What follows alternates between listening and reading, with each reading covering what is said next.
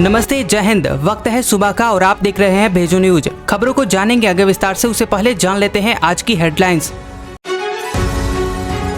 CBI ने सिसोदिया के locker के लिए तलाशी। सिसोदिया ने कहा, सीबीआई ने मुझे क्लीन चिट दी।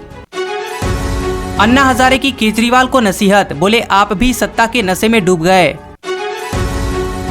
कांग्रेस के पूर्व उप मुख्यमंत्री ताराचंद समेत 64 नेताओं ने दिया अपना इस्तीफा। सुप्रीम कोर्ट ने बाबरी मस्जिद के विवादित ढांचे से जुड़े हुए सभी मामलों को बंद करने का किया ऐलान। रुद्रपुर में जहरीली गैस का रिसाव, एसडीएम सहित 32 लोग अस्पताल में भर्ती। दुनिया के तीसरे सबसे रईस बने गौतम अडानी, टॉप 10 से बाहर हुए मुकेश अंबानी। आईएमएफ ने पाकिस्तान के लिए 9,300 करोड़ रुपए के बेलआउट फंड को दी मंजूरी, डिफाल्टर होने से बचा। चीन अपनी हरकतों से नहीं आ रहा बाज, अब लद्दाख के डेमचोक को बताया अपना क्षेत्र। शशि थरूर लड़ सकते हैं कांग्रेस में अध्यक्ष पद का चुनाव, कहा इलेक्शन पार्टी के लिए जरूरी। इस्लामाबाद हाईकोर्ट ने इमरान खान को दी बड़ी राहत, लाइव भाषणों पर लगे प्रतिबंध को हटाया। सीबीआई ने मनीष सिसोदिया के लॉकर के लिए तलाशी। सिसोदिया ने कहा, सीबीआई ने मुझे क्लीन चिट दी। जी हां, दिल्ली की शराब नीति में गड़बड़ी की जांच कर रही सीबीआई ने डिप्टी सीएम मनीष सिसोदिया के लॉकर की तलाशी ली। जांच के बाद सिसोदिया ने कहा कि लॉकर से सीबीआई को कुछ नहीं मिला। प्रधानमंत्री ने मेरे लॉकर की जाँच कराई है, मुझे 2-3 महीने से जेल भेजने की साजिश हो रही है। अन्ना हजारे की केजरीवाल को नसीहत, बोले आप भी सत्ता के नशे में डूब गए। जी हां, सामाजिक कार्यकर्ता अन्ना हजारे को दिल्ली सरकार की नई शराब नीति पसंद नहीं आई है और इसी वजह से उन्होंने मुख्यमंत्री अरविंद केजरीवाल को पत्र लिखकर नसीहत दी है। पत्र में अन्ना ने लिखा कि आप भी सत्ता के नशे में डूब गए हैं। एक बड़े आंदोलन से जन्मी पार्टी के लिए यह बिल्कुल शोभा नहीं देता। कांग्रेस से पूर्व उप मुख्यमंत्री ताराचंद समेत 64 नेताओं ने दिया इस्तीफा। जी हां, कांग्रेस को जम्मू कश्मीर में बड़ा झटका लगा है। पूर्व उप मुख्यमंत्री ताराचंद समेत 50 से ज्यादा नेताओं ने इस्तीफा दिया है। इन सभी नेताओं ने जम्मू में प्रेस वार्ता करके कांग्रेस का दामन छोड़कर गुलाम नबी आजाद को समर्थन देने का ऐलान किया है।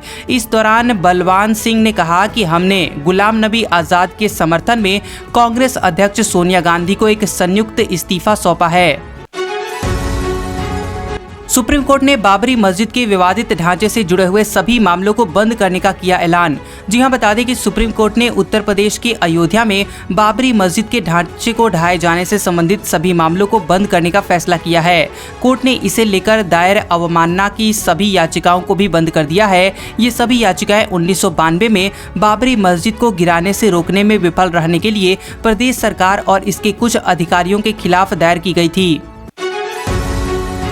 रुद्रपुर में जहरीली गैस का रिसाव, एसडीएम समेत 32 लोग अस्पताल में हुए भर्ती। जी हां, उत्तराखंड के उधम सिंह नगर जिले के रुद्रपुर में कबाड़ के गोदाम में रखे हुए गैस सिलेंडर में रिसाव हो गया है और मंगलवार सुबह को ही इस घटना में करीब 28 लोगों को अस्पताल में भर्ती कराया गया। रेस्क्यू के दौरान एसडीएम, सीओसीटी, इंस्पेक्टर, एसडीआरएफ समेत 10 लोग रेस्क्यू के दौरान प्रभावित हुए हैं।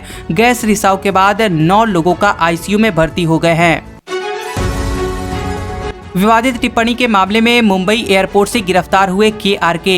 जी हां, मुंबई एयरपोर्ट से गिरफ्तार हुए कमाल रशीद खान उर्फ केआरके ने साल 2020 में बॉलीवुड के 2 दिवंगत नेताओं इरफान खान और ऋषि कपूर पर आपत्तिजनक टिप्पणी की थी। उनके इसी ट्वीट के बाद कमाल पर 2020 में युवा सेना की कोर कमेटी ने मलाड पुलिस स्टेशन में एफआईआर दर्ज कराई थी और इसी मामले में पुलिस ने कमाल के खिलाफ सेक्शन 294 के तहत मामला दर्ज किया था और उन्हें गिरफ्तार किया गया है। दुनिया के तीसरे सबसे रईस बने गौतम अडानी, टॉप 10 से बाहर हुए मुकेश अंबानी। जी हां, भारतीय उद्योगपति गौतम अडानी दुनिया के तीसरे नंबर के रईस बन गए हैं और इसी के साथ ही उन्होंने अपना नया रिकॉर्ड भी रच दिया है। उन्होंने लुइस वुइटन के प्रमुख बर्नार्ड अर्नोल्ड को पीछे छोड़ दिया है। गौतम अडानी दुनिया के टॉप 10 रईसों की सूची में एकमात्र ऐसे व्यक्ति हैं जिनकी दौलत पिछले 24 घंटे के दौरान बढ़ी है। इस दौरान गौतम अडानी की नेटवर्थ में $1.2 अरब की बढ़ोतरी हुई। IMF ने पाकिस्तान के लिए 9,300 करोड़ के बेलआउट फंड को दी मंजूरी, डिफाल्टर होने से बचा। जी हां, अंतर्राष्ट्रीय मुद्रा कोष यानी IMF ने पाकिस्तान के लिए 9,300 करोड़ के बेलआउट फंड को मंजूरी दी है और वो डिफाल्टर होने से बच गया है। पाकिस्तान और मुद्रा कोष ने जुलाई 2019 में 6 अरब डॉलर का समझौता किया था, लेकिन जनवरी 2020 में ये कार्यक्रम अटक गया था और इस साल मार्च में इसे कुछ समय के लिए बहाल किया गया, लेकिन जून में यह फिर से पटरी से उतर गया था। चीन अपनी हरकतों से नहीं आ रहा बाज, अब लद्दाख के डेमचोक को बताया अपना क्षेत्र। जी हां, चीन अपनी हरकतों से बाज नहीं आ रहा है और अब लद्दाख के डेमचोक को अपना इलाका बता रहा है। खबर है कि डेमचोक में LAC के निकट भारतीय चरवाहों को चीनी सैनिकों ने रोका है और कहा कि यह इलाका हमारा है, कभी मत आना। घटना की जानकारी मिलते ही भारतीय सैन्य अधिकारियों ने चीनी समकक्षों से बातचीत की है। शशि थरूर लड़ सकते हैं कांग्रेस में अध्यक्ष पद का चुनाव, कहा इलेक्शन पार्टी के लिए जरूरी। जी हां, कांग्रेस में अध्यक्ष पद के चुनाव की घोषणा होते ही G23 खेमा सक्रिय हो गया है। राहुल गांधी अध्यक्ष पद के लिए पहले ही मना कर चुके हैं। अध्यक्ष पद के लिए राजस्थान के CM अशोक गहलोत का नाम सबसे आगे चल रहा है और अब मीडिया में खबर आ रही है कि शशि थरूर भी चुनाव लड़ने की संभावनाएं तलाश रहे हैं। चुनाव लड़ने का वो फैसला ले सकते हैं। इराक में शिया धर्मगुरु के राजनीति से संन्यास लेने की घोषणा करने के बाद भड़के हिंसा। जी हां, इराक में प्रभावशाली शिया धर्मगुरु मुक्तदा अल सदर के राजनीति से संन्यास लेने की घोषणा करने के बाद से इराक में हिंसा भड़क गई है। नाराज समर्थकों ने राष्ट्रपति भवन और सरकारी इमारतों पर धावा बोल दिया है। बगदाद में भड़के दंगों में 8 प्रदर्शनकारियों की जान चली गई है। विरोध प्रदर्शनों के बीच इराकी सेना ने 4 बजे शाम से देशव्यापी कर्फ्यू की घोषणा कर दी है। इस्लामाबाद हाईकोर्ट ने इमरान खान को दी बड़ी राहत, लाइव भाषणों पर लगे हुए प्रतिबंध को हटाया। जी हां, इस्लामाबाद हाईकोर्ट ने PTI अध्यक्ष इमरान खान को बड़ी राहत दी है। कोर्ट ने इमरान के भाषणों के सीधा प्रसारण पर लगे हुए प्रतिबंध को हटा दिया है। पाकिस्तान इलेक्ट्रॉनिक मीडिया नियामक प्राधिकरण ने इमरान खान के सीधे प्रसारण पर रोक लगा रखी थी।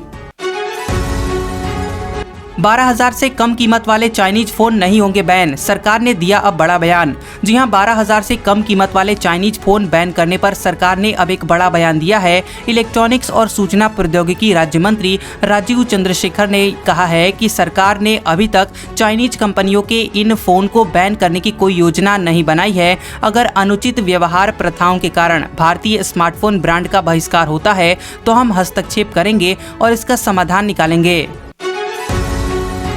अब जान लेते हैं कुछ काम की खबरें। मेडिकल काउंसलिंग कमेटी MCC ने नीट PG काउंसलिंग 2022 को स्थगित कर दिया है। नीट पोस्ट ग्रेजुएट काउंसलिंग 1 सितंबर 2022 से शुरू होनी थी। अभी नई तारीख का कोई ऐलान नहीं किया गया है। CUET PG फेज 1 परीक्षा का प्रवेश पत्र जारी हो गया है। यह प्रवेश पत्र 1, 2 और 3 सितंबर 2022 को होने वाली परीक्षाओं के लिए है। प्रवेश पत्र को आधिकारिक वेबसाइट CUET.NTA.nic.in पर जाकर चेक और डाउनलोड किया जा सकता है। अब जान लेते हैं आज का मौसम का हाल। पहाड़ी इलाकों के बाद अब कुछ मैदानी राज्यों में बारिश का दौर जारी रहे। बता दें कि मौसम विभाग के मुताबिक अगले 24 घंटों के दौरान पूर्वी असम, अरुणाचल प्रदेश, नागालैंड, मणिपुर, हिमाचल प्रदेश, उत्तराखंड, बिहार, पूर्वी और मध्य उत्तर प्रदेश में हल्की से मध्यम बारिश की संभावना है। आज का सुविचार, कबीर दास ने कहा था, जहाँ दया है वहीं धर्म है, जहाँ लालच है वहाँ पाप है और जहाँ क्षमा है वहीं ईश्वर का वास है।